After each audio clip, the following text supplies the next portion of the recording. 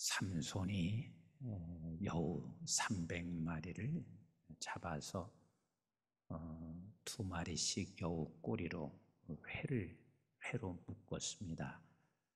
그리고 묶여진 이 여우를 또 묶여진 여우와 여우 사이에 회를 달아서 묶어 놓았습니다. 그리고 300마리가 어찌 보면 이제 하나가 된 것처럼 됐는데, 이 300마리에 그 회에 불을 붙여서 블레셋의 곡식단 있는 곳으로 내몰았으니 길이길이 날뛰는 여우들에 의해서 곡식단은 다 불에 태워졌습니다. 그리고 감람나무, 포도나무조차도 다 불에 태워졌습니다. 그런 상황이 됐으니 이 블레셋은 가만히 있을 리가 없습니다. 더더군다나 블레셋 사람들이 섬기는 신은 다곤신, 다곤신은 곡식의 신입니다. 신에 대한 도전이라고도 볼 수 있으니 블레셋 사람들은 화가 치밀어 올 대로 치밀어 올라왔습니다. 그래서 블레셋 사람들이 유다를 점령하여 진을 치게 됐습니다. 유다는 꼼짝없이 블레셋에 의해서 큰 화를 면할 수가 없는 상황이 되어버렸고, 그래서 유다 사람들이 블레셋에게 이렇게 말합니다. 우리가 뭘 잘못했기에 너희들이 이렇게 하고 있느냐? 그때 블레셋은 삼손이 블레셋에 행한 모든 일들을 이야기하고, 삼손을 잡아내지 아니하면 너희들 가만두지 않겠다. 그래서 유다에 있는 3,000명이라는 사람이 삼손이 숨어있는 에담 바위 틈을 가서 찾아냈습니다. 그리고 그렇게 삼손에게 말합니다. 어찌 그런 일을 했냐? 우리가 지금 블레셋에 의해서, 그들에 의해서 이미 갇혀진 자이고 다스리는 자인 것을 모르느냐? 그러니 너를 잡아내서 블레셋에 넘길 수밖에 없음을 말을 하고 있습니다. 삼손이 말을 합니다. 그러면 나를 죽이지는 말고 나를 묶어서 블레셋으로 넘겨라 그랬습니다. 그래서 새 밧줄로 삼손을 묶었습니다. 몇 사람이 묶었지만 사실은 유다 백성 3,000명이 묶은 것이고 유다 백성이 묶은 거나 다를 바 없습니다. 꽁꽁 묶인 채 블레셋으로 넘겨졌습니다. 그런데 넘겨진 삼손, 우리가 꼭 기억해야 할 일이 있습니다. 갑자기 하나님의 영이 임함에, 그러니까 아무도 예측할 수 없을 때, 아무도 생각할 수 없는 그때 삼손은 이미 끝이 난 거 아니겠어요? 그리고 삼손은 더 이상 자기 스스로도 여기 이 새 밧줄로부터 자유할 수 없다는 사실을 삼손이 너무 잘 알고 있을 것입니다. 그런데 갑자기 하나님의 영이 임했는데 그 순간 이 밧줄은 불에 탄 삼과 같이 그냥 아무런 힘이 없이 풀려지고 말았습니다. 풀려진 상태에 이제 삼손은 옆에서 한 가지를 보게 됩니다. 그게 바로 나귀 턱뼈입니다. 나귀 턱뼈라는 말은 이미 죽은 턱뼈요. 아무런 쓸모없는 그 턱뼈입니다. 그 턱뼈로 블레셋 사람들을 1,000명을 죽였다 그랬습니다. 그런데 1,000명이라는 히브리 문학에서는 꼭 1,000명이 아니에요. 셀 수 없는 무수한 사람, 어쩌면 블레셋을 점령한 모든 군사들을 다 그곳에서 죽였습니다. 그런데 블레셋 사람은 우리가 알다시피 철기 문명의 시대를 살고 있는 사람들이요. 그들이 가지고 있는 무기는 철기요. 그러나 삼손이 가지고 있는 것은 무기도 아닙니다. 그저 낙타 턱뼈입니다. 근데 그것으로 이렇게 어마어마한 사람을 죽였습니다. 그리고 삼손이 그곳에서 노래하고 춤을 추며 그곳 이름을 뭐라 했냐 하면 라맛 레히. 이 말은 턱뼈의 언덕, 턱뼈의 산이라 그 말이에요. 아니 이 세상에 어떻게 나귀 턱뼈로 그 어마어마한 사람을 죽여서 결국은 턱뼈의 언덕을 하나, 두 개 이렇게 계속해서 만들어낼 수 있을까? 이게 기독교입니다. 여러분, 기독교의 역사는 꼭 기억하셔야 할 일이 있습니다. 원래 기독교의 역사는 세상의 힘을 가지고 기독교의 역사를 만들어내지 않습니다. 나귀, 턱뼈 같은 존재로 결국은 세상의 모든 악한 세력들을 무너뜨리고 그곳에 라맛 레히 언덕을 만들어가는 게 기독교입니다. 기독교가 어느 날 큰 힘이 생겼습니다. 그게 바로 로마 제국 중세 때였습니다. 엄청난 힘이었습니다. 그런데 그 힘으로 세상을 변화시키는 것이 아니라 부패의 온상이 됩니다. 그래서 결국은 중세 교회는 종교개혁을 일으킬 수밖에 없는 부패한 그런 교회들이 됐던 것입니다. 그렇습니다. 예수님 때나 지금이나 앞으로 미래도 언제나 우리 하나님께서는 어떻게 일하시냐면 나귀 턱뼈, 아무런 힘이 없는 그런 존재로 하나님께서는 라맛 레히 언덕을 만들어 가시면서 주의 사역을 하시고 계세요. 우리 주님이 그러셨습니다. 우리 주님께서는 누구세요? 하나님이세요. 하나님의 아들이 이 세상에 오실 때 세상에 이룰 수가 없습니다. 나귀 턱뼈입니다. 우리 한번 마태복음 2장 6절 말씀을 같이 읽어볼까요? 시작. 또 유대 땅 베들레헴아 너는 유대 고을 중에서 가장 작지 아니하도다. 자, 베들레헴으로 오신 예수 그리스도 가장 작지 않다 하는 이 말의 뜻은 무슨 뜻이냐면 아주 작은 자로 오셨습니다. 그러나 작은 자가 아니십니다. 내게서 한 다스리는 자가 나와서 내 백성 이스라엘 목자가 되리라 하였음이니라. 이분이 무슨 목자예요? 그러나 성경은 그가 목자가 되리라고 말씀하시고 계십니다. 그런데 그런 예수님에 반해서 세상은 얼마나 무지막지한 힘을 가지고 있는지 모릅니다. 우리 한번 마태복음 2장 23절을 같이 보세요. 시작. 나사렛이란 동네에 가서 사니 이는 선지자로 하신 말씀에 나사렛 사람이라 칭하리라 하심을 이루려 함이라. 그러니까 예수님의 별명이 뭔 줄 아세요? 나사렛 사람이요. 나사렛 사람이라는 것은 쟤는 돈도 없는 애야, 무식한 애야, 아무것도 할 수 없는 존재야. 나사렛에서 무슨 선한 것이 나올 수 있어? 그런데 이 나사렛 사람이라 예수 그리스도께서 칭했다. 그런데 이것은 어디서를 인용하고 있냐면 사사기 11장 1절을 인용하는데요. 사사기 11장 1절을 한번 같이 보세요. 얼마나 이게 비참한 건지 몰라요. 비참하게 예수님이 이 땅에 오셨어요. 시작.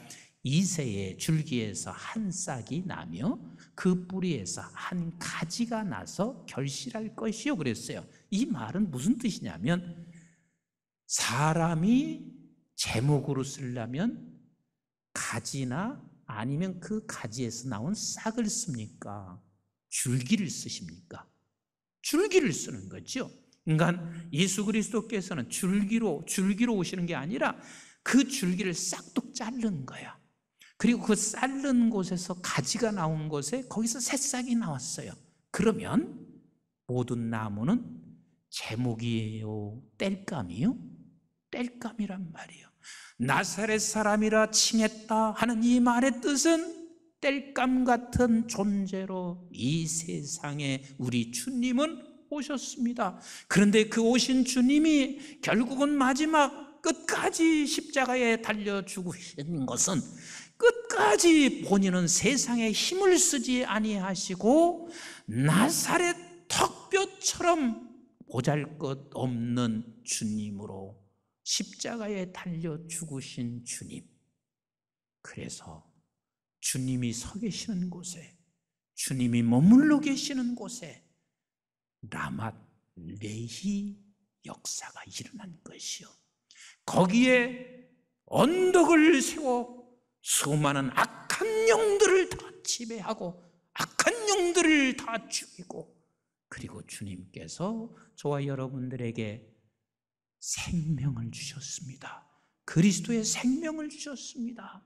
그 저와 여러분들은 실제로 죄로 묶여진 자요, 삼손이 새 밧줄로 그 이스라엘 백성들이 다 묶은 것보다 더 우리는 엄청난 밧줄로 묶여 있었습니다. 그게 바로 죄악입니다. 죄악의 종, 여기서 건져낼 수가 없습니다. 여기서 다시 이 죄악에 이 묶여져 있는 밧줄을 풀 자도 아무도 없습니다.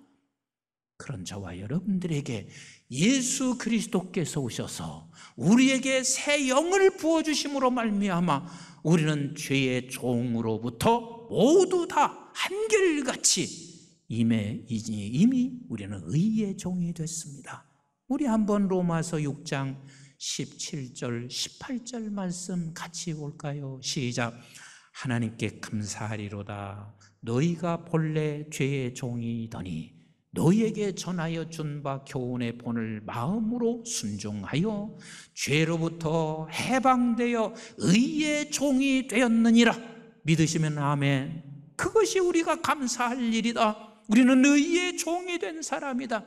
의의 종된 저와 여러분들을 향해서 우리 주님께서는 이렇게 간곡하게 부탁하고 있습니다. 너는 이제는 그 새 밧줄로부터, 죄악이라고 하는 밧줄로부터 풀어났으니 너는 나귀뼈로 이 세상에 보내졌지만 나귀뼈를 붙잡고 있는 예수 그리스도께서 그 나귀뼈로 우리 모두 각자가 라맛 레히 언덕을 가정이나 직장이나 교회나 우리가 멈춰 있는 곳에 머물러 있는 선교 현장에서 너를 통해서 라맛 레히를 이루어 가기를 부탁하시고 명령하시고 계세요. 다 잘 알고 있는 말씀이지만 마태복음 28장 18절부터 같이 읽어볼까요? 시작. 예수께서 나와 말씀하여 이르시되 하늘과 땅의 모든 권세를 내게 주셨으니, 여러분 하늘과 땅의 모든 권세를 자기 수준만큼 이해해. 하늘과 땅의 모든 권세를 그냥 세상의 권세로 생각합니다. 아니요, 하늘과 땅의 이 모든 권세는 예수 그리스도의 신분의 자리로 우리를 올려놓은 권세를 가졌단 말이요, 의의 종이 된 권세를 가졌단 말이요. 그래서 그런 권세를 가지고 있는 너는 그러므로, 같이 읽어요. 시작. 그러므로 너희는 가서 모든 민족을 제자로 삼아 아버지와 아들과 성령의 이름으로 세례를 베풀고 내가 너에게 분부한 모든 것을 가르쳐 지키게 하라. 볼지어다 내가 세상 끝날까지 너희와 항상 함께 있으리라 하시니라. 내가 믿고 그 라마레일 언덕을 만들어 가기 위한 것을 사모할 때, 사모하면 그것은 기도하게 되어져 있습니다. 길을 걸을 때나 아니면 내가 어느 곳에 있을 때나 그 사모하는 자는 반드시 기도할 수밖에 없습니다. 오늘 캄보디아에서 오신 홍정욱 선교사님 매분 잠깐 예배 시간 전에 들어오셔서, 목사님, 우리는 코로나 상황에서 교회 3개를 세웠습니다. 오히려 코로나 상황이 되니까 많은 사람이 모일 수는 없지만, 하지만 곳곳에서 작은 공동체가 일어나서 오히려 이 상황에 하나님께서 더 많은 역사를 하시고 계십니다. 캄보디아에서 선교사역 하실 때요, 저도 그때 제가 들어서 알아요. 우리 선교사님 딸이 참 세상적으로 봤을 때는 부러울 만큼 유엔에 근무하면서요 5개국어가 능통한 사람이에요. 결혼해서 하나님의 나라 위해서 일을 하려고 마음 먹고 그렇게 또 일을 하다가 그 딸이 죽었어요. 그러면 우리는 이렇게 생각할 수 있습니다. 아무것도 할 수 없어. 그런데 여전히 우리 선교사님은 라맛레이 언덕을 만들어 가시는 거예요. 그게 포기하는 것이 아니라 오히려 그 딸이 천국에 가고 장례를 마치고 조문하여 조의금을 가지고 교회 2개를 세운 거예요. 우리는 어떤 상황이 온다 할지라도 나를 통해서, 우리 교회를 통해서, 우리 가정을 통하여 라맛레이 이 언덕을 만들어 가는 것, 이것을 놓치지 마셔야만 합니다. 만약 이것을 우리가 믿지 못하게 되면 그때부터는 마귀가 나를 날마다 마귀가 교회에 불평할 수밖에 없게 할 거예요. 담임 목사가 더 능력이 있으면 얼마나 더 잘할 수 있을까? 장로님들이 이렇게 하면 얼마나 더 멋있게 할 수 있을까? 이렇게 불평밖에 나오지 않고 세상만 사모하게 되어져 있습니다. 우리 한번 창세기 28장 10절부터 14절 같이 한번 보실까요? 시작. 야곱이 브엘세바에서 떠나 하란으로 향하여 가더니 지금 야곱은 낙이 턱뼈 같은 존재예요. 왜? 지금 540여 킬로의 자기 라반의 외삼촌 집을 가는데요, 앞이 막막합니다. 외삼촌을 만날 수 있을지, 그리고 내가 잘 찾아갈 수 있을지, 지금처럼 자동차나 아니면은 내비가 있어서 찾아가는 게 아니잖아요. 가다가 내가 죽을 수 있을지, 앞이 하나도 보여지지 아니하는 막막한 상황에서 지금 가정을 떠나 라반의 집으로 가고 있을 때 11절 같이 읽어봅니다. 시작. 한 곳에 이르러는 해가 진지라 거기서 유숙하려고 그곳에 한 돌을 가져다가 베개로 삼고 거기 누워 자더니, 여러분, 밤은 찾아왔습니다. 망망한 밤, 들판. 그래서 돌을 베고 잠을 자고 있을 때, 나귀뼈 있을 때, 그때 하나님이 그에게 찾아옵니다. 12절 같이 봅니다. 시작. 꿈에 본즉 사닥다리가 땅 위에 서 있는데 그 꼭대기가 하늘에 닿고, 또 본즉 하나님의 사자들이 그 위에 오르락 내리락 하고, 또 본즉 여호와께서 그 위에 서서 이르시되 나는 여호와라, 나는 여호와라. 이 상황에서 그가 하나님을 보게 합니다. 나귀 뼈, 턱뼈 같은 그 존재 때 하나님을 보게 합니다. 그러면서 그분이 이렇게 말씀하셨습니다. 너의 조부 아브라함의 하나님이요 이삭의 하나님이라. 내가 누워있는 땅을 내가 너희와 내 자손에게 주리니. 그리고 14절에 나귀 턱뼈 같은 세상에 이런 야곱에게 14절에 이 어마어마한 말씀을 하시고 있습니다. 시작. 내 자손이 땅의 티끌같이 되어 내가 서쪽과 동쪽과 북쪽과 남쪽으로 퍼져나갈지며 땅의 모든 족속이 너와 내 자손으로 말미암아 복을 받으리라. 이게 믿겨질 이야기예요? 자기 목숨 하나 지금 건질 수 없는, 그렇게 보잘것없는 야곱, 그런데 너로 인하여 온 족속이 복을 받게 되리라. 믿을 수 없는 이야기를 하나님이 하셨습니다. 지금도 마찬가지예요. 내가 조금 힘을 가지고 있다고 해서 그래서 그 힘으로 무엇을 하는 것이 아니에요. 언제나 우리는 힘을 가졌든 갖지 않았든 세상의 모든 것을 다 갖추고 있다 할지라도 우리는 나귀 턱뼈라는 존재예요. 그 나귀 턱뼈를 주님이 손잡고 계십니다. 그래서 우리는 끝까지 놓치지 말아야 할 것은 이걸 믿으셔야 돼요. 그리고 이것을 사모하는 자가 되어야 돼요. 추석 명절이 다가왔습니다. 그 명절이 다가와서 매일, 매년, 그리고 수없이 기도를 해도 내 아들, 내 남편, 내 가족이 안 돌아와. 그러면 우리는 그때 포기합니다. 절대로 안 돌아오는 사람. 그럼 여러분 무슨 생각이 들어요? 안 살고 싶기도 하고, 이제는 저 인간 보기 싫기도, 이렇게 상황이 바뀌어지는 거예요. 그런데 우리는 어떤 상황이 수십 년이 흘러가도 믿는 믿음을 붙잡으셔야 합니다. 하나님 나를 통하여 반드시 라맛 레이 언덕을 만들어 갈 것에, 우리 교회를 통하여 반드시 라맛 레이 언덕을 만들어 가실 것을 내가 끝까지 믿어야 돼요. 내가 하는 게 아니요, 우리는 나귀뼈의 존재요. 어느 날 갑자기 하나님의 영이 하시는 일이란 말이에요. 제가 잘 알고 있는 어느 분, 그분은 데이터 분석을 하는데 전문가세요.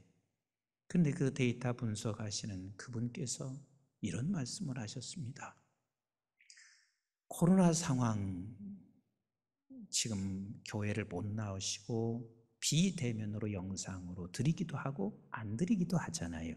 그런데 그 나오지 못하고 있는 사람들에게 일일이 전화해서 조사를 했어요. 그런데 코로나가 이젠 다 끝나고 나서 진정이 되면 교회에 나가겠느냐라고 물었더니 30%가 안 나간다고 그랬어요. 30%가. 그러면 10명 중에 3명이 안 나온다고 그랬는데 7명은 잘 나올 것 같으냐? 이젠 이렇게 영상으로 예배드려도 무관하다 생각하는 사람이 대다수가 돼버렸습니다. 그런 데이터 분석을 들으면 목회하고 싶은 마음이 없어져요. 이제 한국교회 소망이 없구나 생각해요. 나도 목회하고 싶은 마음도 없어지지만 우리 제자들과 우리 후배들은 이제 어떻게 목회할까? 결국은 이 믿음이, 내게서 믿음이 떠나게 되면 우리의 손을 꽁꽁 묶어 놓습니다. 우리의 발을 묶어 놓습니다. 우리는 이미 죄의 종에서 의의 종된 사람입니다. 그리고 저와 여러분들을 통해서 나귀뼈 같은 우리를 통하여 여러분들이 가지고 있다고 해서 가진 것으로 여러분들이 되어지는 게 아니라 우리는 나귀뼈 같은 존재들을 통하여 예수 그리스도께서 붙잡아 라맛 레이 언덕을 만들어 가십니다. 이번 추석도 포기하지 마시고 여러분들의 가정에서 라맛 레이 언덕을 갑자기 이루실 것을 기대하시란 말이요, 믿으시란 말이요, 사모하시란 말이요, 그리고 기도하시란 말이요.